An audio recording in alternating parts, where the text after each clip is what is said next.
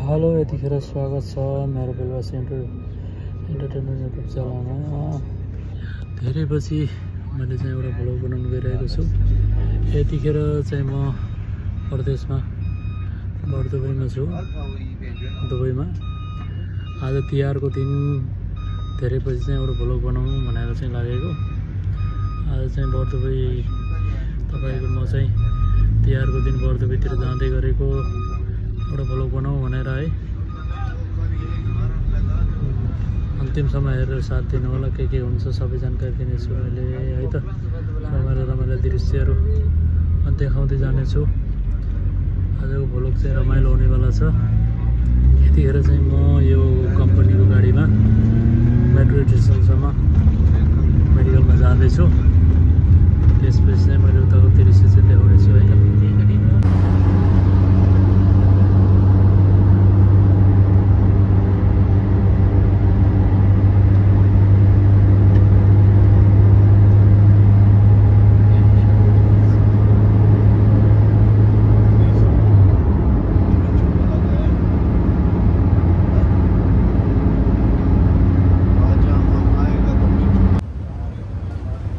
यतिखेर म चाहिँ दुबईको यो बिचमा आइसकेको छु।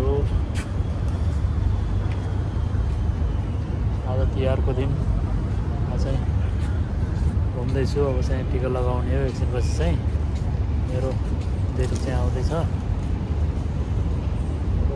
चाहिँ म यता घुम्दैछु।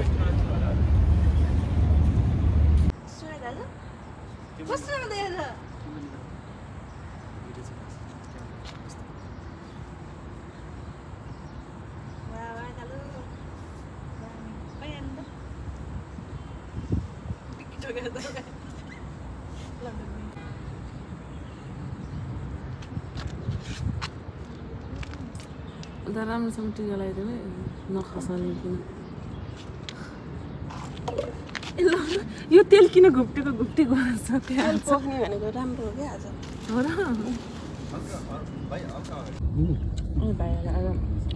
भाइलाई फोन गऱ्यो भने टिका लाउनु पर्छ।